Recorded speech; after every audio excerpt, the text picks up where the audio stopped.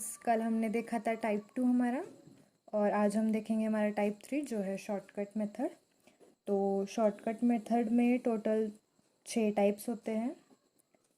First type है e⁴ax, second type है sin h(ax) और cos h(ax), थर्ड टाइप है हमारा sin ax और cos ax, फोर्थ टाइप है हमारा x⁴m, फिफ्थ टाइप है हमारा e⁴ax.v। यहाँ हमने जो देखा ये e⁴ax है और यहाँ e⁴ax इंटू v है, यानी यहाँ कोई टर्म चाहिए x का टर्म।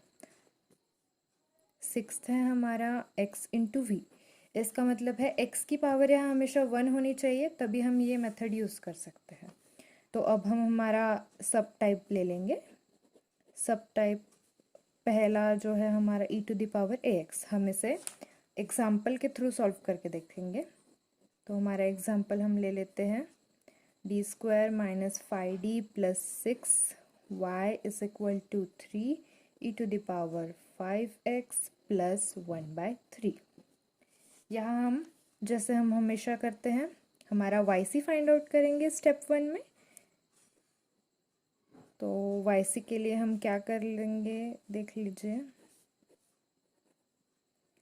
तो हम यहाँ क्या करेंगे, यहाँ हमारी डिग्री 2 है तो हम कैल्सी ले लेते हैं। कैल्सी में हम मोड 3 बार दबाएंगे इक्वेशन, फिर हम डिग्री चूज़ कर लेंगे। अब हम यहाँ पे हमने वैल्यूज़ लिखी नहीं है, हम वैल्यूज़ भी लिख लेते हैं। तो यहाँ d² का कांस्टेंट 1, d का कांस्टेंट 5 और k 6।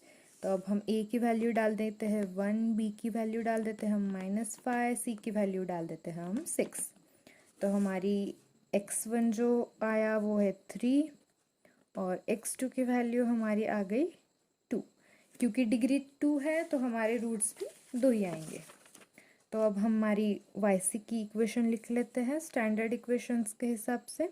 तो हमारा आ जाएगा c1 e⁴3x + c2 e⁴2x। ये आ गई हमारी कॉम्प्लीमेंट्री फंक्शन। तो अब हम स्टेप 2 में क्या करेंगे, हम स्टेप 2 में हमारा yp फाइंड आउट करेंगे। yp क्या होता है, हमेशा याद रखिए yp होता है RHS/LHS। तो यहाँ RHS यानी कि ये और LHS यानी कि ये। तो क्या आ जाएगा 3 e⁵5x + 1/3 अपॉन d² - 5d + 6। ये आ गई हमारी इक्वेशन। तो यहाँ हम क्या करेंगे, yp में 2 कॉन्स्टेंट्स है न्यूमरेटर में, तो हम क्या करेंगे इन दोनों को हम सेपरेट सॉल्व करेंगे।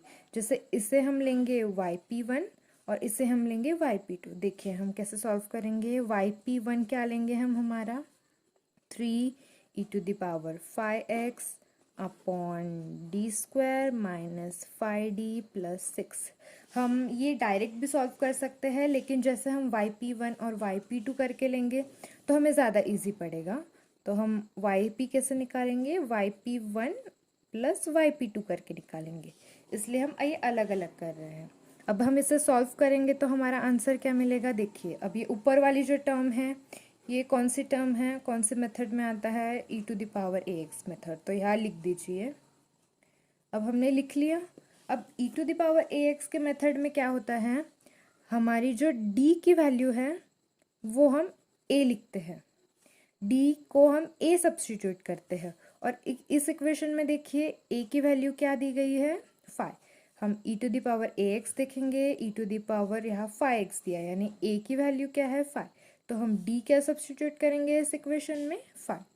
तो क्या आ जाएगा हमारा इक्वेशन e⁵5ax अपॉन 5² - 5 × 5 + 6। तो हमारा आंसर क्या आ जाएगा 3 e⁵5x अपॉन 25 - 25 + 6। तो ये क्या आ गया e⁵5x अपॉन 6। तो हम इसे कर देंगे, 3 1 ज़ा 3, 3 2 ज़ा 6, तो ये e⁵ अपॉन आ गया 2। ये आ गई हमारी yp1 की वैल्यू। अब हम क्या करेंगे, हमारी yp2 की वैल्यू निकालेंगे। yp2 क्या था हमारा, 1/3 upon d² minus 5d plus 6। ठीक है, अभी यहाँ देखिए, यहाँ ये टर्म पूरा कांस्टेंट है, तो अब हम क्या करेंगे, इस टर्म को e⁻0x से मल्टीप्लाई करेंगे। क्यों करेंगे हम ऐसा, क्योंकि हमें पता है कि e⁻0x हो या चाहे e⁻0 हो, उसकी वैल्यू हमेशा 1 होती है, और अगर हम कांस्टेंट को 1 से मल्टीप्लाई करेंगे तो हमारे वैल्यू में कोई चेंज नहीं होगा।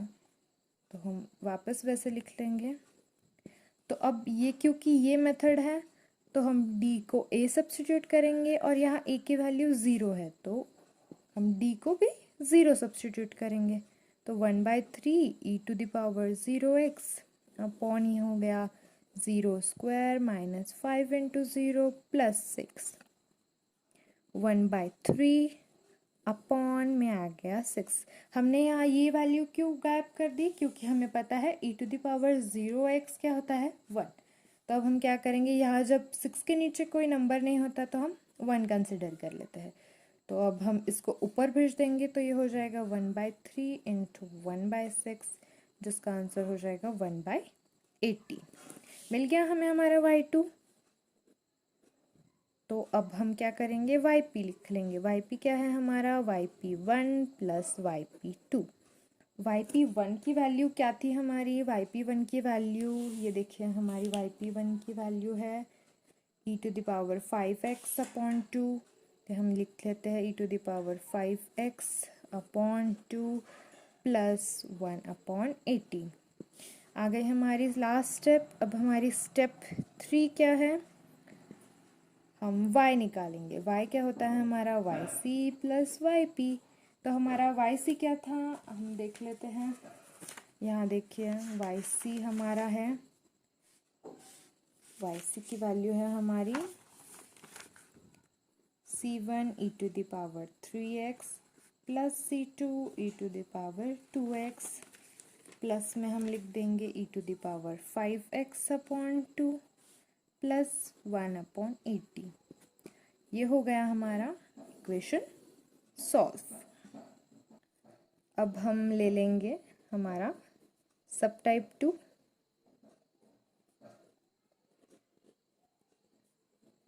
सब टाइप 2 कौन सा लेंगे हम, साइन HAX और कॉस HAX। अब हम इस पे भी एक एग्जांपल ले लेते हैं। हम एग्जांपल ले लेंगे d³ upon d³ dx³ minus 4dy upon dx is equals to 2 cos h2x। ठीक है, अब यहाँ क्योंकि d के वैल्यू में इक्वेशन नहीं दिया, तो हम क्या करेंगे, d अपॉन dx को हम एज d सब्स्टिट्यूट करेंगे। तो ये वैल्यू क्या आ जाएगी हमारी, d³ minus 4d is equals to into y is equals to 2 cos h2x। ये हमारी स्टेप 1 है। स्टेप 1 में हम क्या फाइंड आउट करते हैं, हमारा yc। तो पहले हम लिख लेते हैं d³ d² d और कांस्टेंट। अब हम ले लेंगे हमारा कैल्सी। अब हम इसे रीसेट कर देते हैं। रीसेट करने के लिए हम करते हैं shift mode 3 is equal to. अब हम लेंगे मोड 3 बार दबाएंगे, इक्वेशन 1 दबाएंगे, हम डिग्री लेंगे, डिग्री क्योंकि हमारी है 3। तो a की वैल्यू क्या है हमारी 1, हमने लिखी नहीं वैल्यूज, -4, और k की वैल्यू क्या है हमारी, k भी है हमारा 0। हम वैल्यूज डाल लेते हैं। a की वैल्यू है हमारी 1, d की वैल्यू है 0, -4, सॉरी, d की वैल्यू हम डालेंगे 0। हमारे आ गए रूट्स क्या है हमारा, x1 है हमारा 2, x2 है हमारा 0, और x3 है हमारा -2। क्योंकि डिग्री 3 है तो रूट्स भी 3 आएंगे।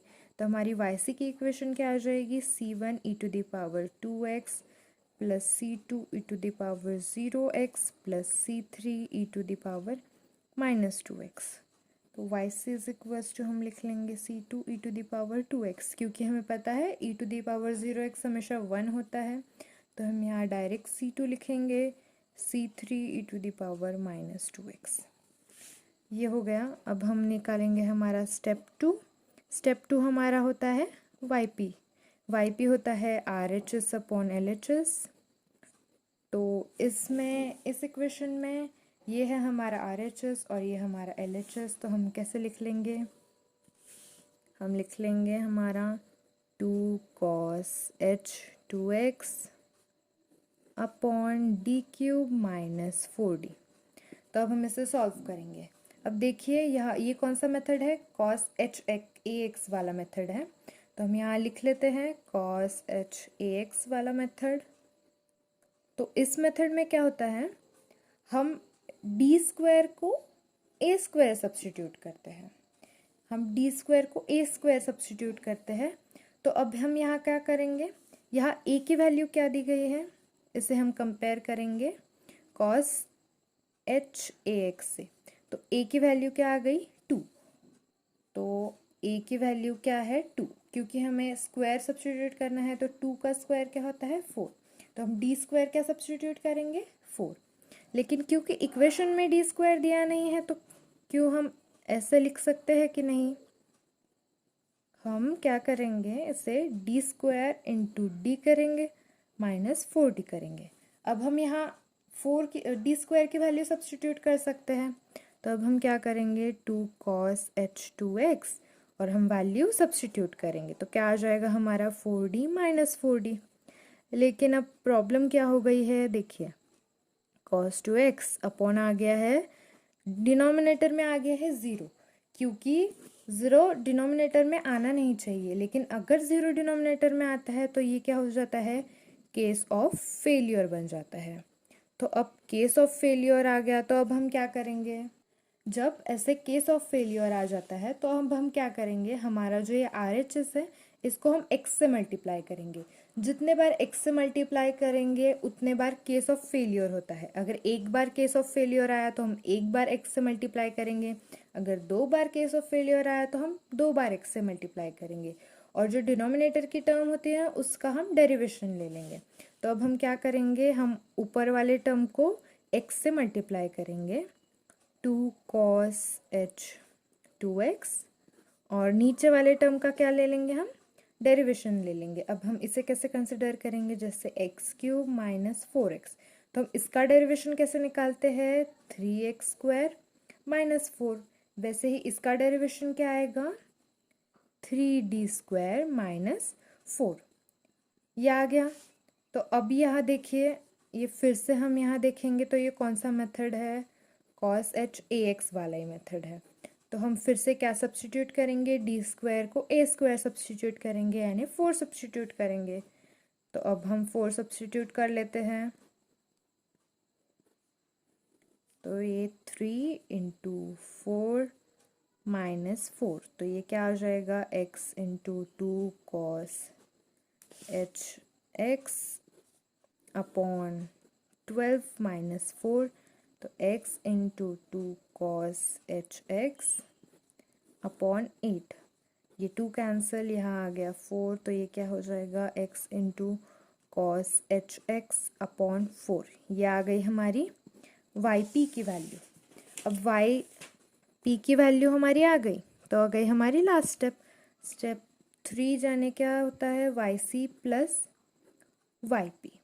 तो yc हमने क्या निकाला था, yc देखिए, yc हमने जो निकाला था वो था c1 e⁻² 2x plus c2 plus c3 e⁻³ -2x, और प्लस में क्या करेंगे हम yp की वैल्यू क्या है x × cos h x upon 4।